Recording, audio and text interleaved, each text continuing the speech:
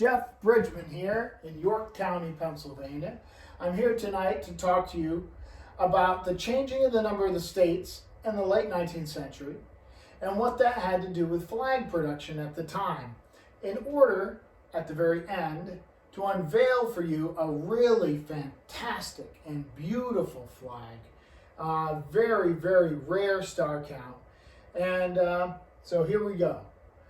In order to tell you my little tale, we need to turn back the clock a little bit to June 14th, 1777.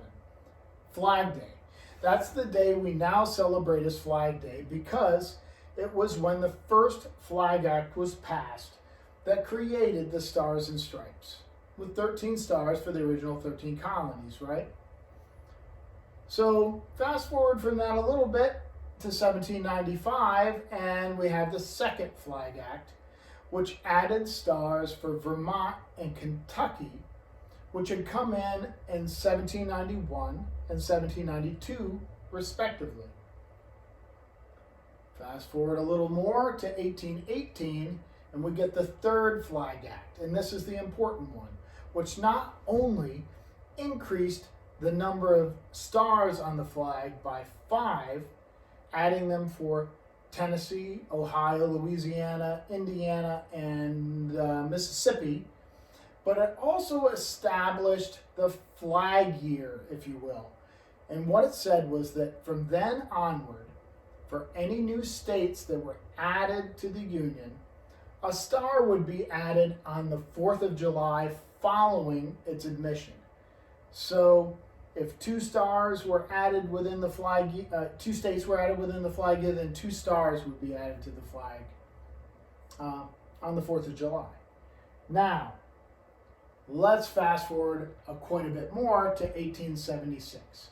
In 1876, we got our 38th state, Colorado. It came in on August 1st of that year, and this was what was happening at the time. It was the centennial of America, right?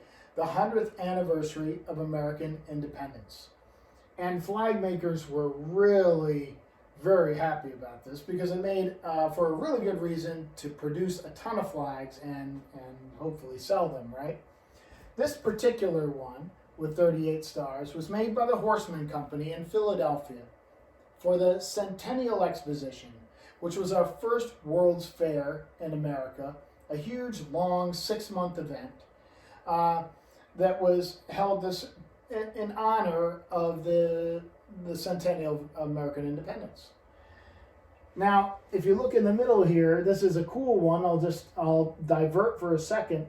You'll see that there is sort of an oval of 6 stars, and then there are 2 wreaths around it, but it's done in such a way that it almost looks like a whirlpool because the circles are really wonky.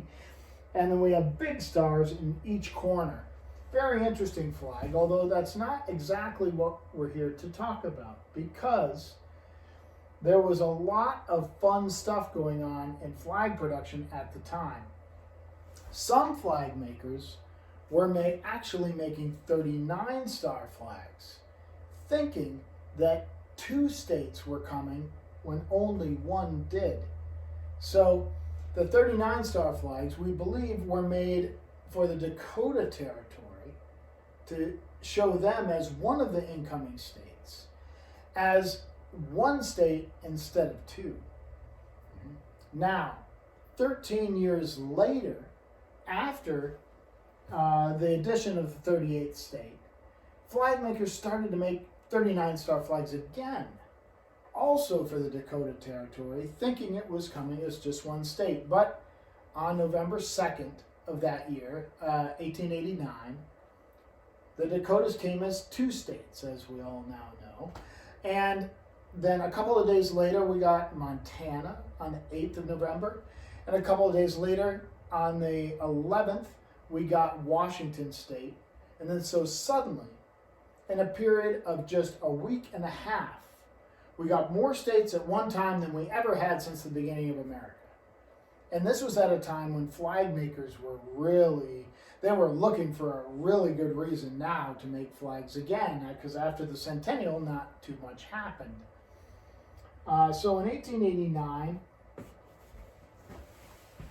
we had 4 new states, and we have to kind of wonder whether, rolling back to 1876, whether some people didn't actually think that that many states were coming. So, also made for the Centennial Exposition, look at this one, where the stars spell 1776, 1876. And in 1776, the count here is definitely purposeful. There are 38 states that make up the stars that create those characters. But when we go to the numbers below, 42 stars. So did someone know that we were probably getting 4 more states? Or did it just take 4 more stars to make an 8 than it did to make a 7? We'll probably never know. But what we do know is that for the next 7 or 8 months, what was made was 42 star flags. And curiously enough, they were made in large numbers. Now, they weren't in sewn flags, but in printed flags, they were made in great numbers. Sewn flags are much more unusual with the 42 star count. This is a 42 star flag with 7 rows of 7 hand-sewn stars in this beautiful dusty blue color.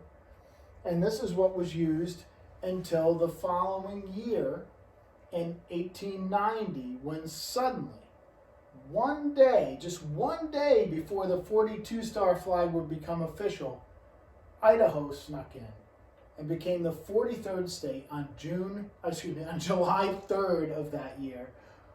And on July 4th, the 43 star flag became official. Now, what's interesting about that is that nobody made it. 42 star flags, at least in printed flags, made in huge numbers, one of the more common star counts of the whole 19th century. And curiously enough, the 39 star flags, also one of the most common star counts, possibly even more common than the 42, although they vie with one another. But the 43 star flag, nobody made it. It was official, but nobody made it. This wasn't official, and everybody made it. So why? Well, another state was coming, Wyoming, and everybody knew it. So flag makers didn't feel that they needed to produce 43 star flags when almost immediately they were going to be making 44 star flags in large numbers. And so the 43 star count was bypassed. In doing so, it became one of the most rare flags of the entire 19th century. I have seen only a tiny handful of them, and the last one I sold was nigh on 20 years ago. This fabulous 43 star flag was made at that time in that narrow window, maybe actually within Idaho itself to celebrate statehood. It's hard to say. Maybe in Washington, D.C. to celebrate, or just maybe by someone who felt that was the official star count. I mean, it was the official star count for 1 year, even though Wyoming came in. But nobody cared what was official. Flag makers didn't care. The government didn't care. And in terms of military production, they absolutely didn't care. They did what was practical at the time. So look at this fantastic flag. There's a wreath of stars here, if you'll note, with a big star in the center, and even bigger stars in each corner of the canton that are in like these cookie corners. If this was a table with those kind of cutouts, or a chest of drawers, you'd call those cookie corners. Here you can say they're maybe fenced in stars. There's 4 stars fencing in the big star around in each corner. And this is almost a diamond in the middle, as you can see, where these are not like an extended diamond made out of a circle, except for there's 3 stars at the top and bottom and these points out to the end. So what a fabulous fabulous configuration. This is an 11 on a scale of 1 to 10. It's as good as they get, really.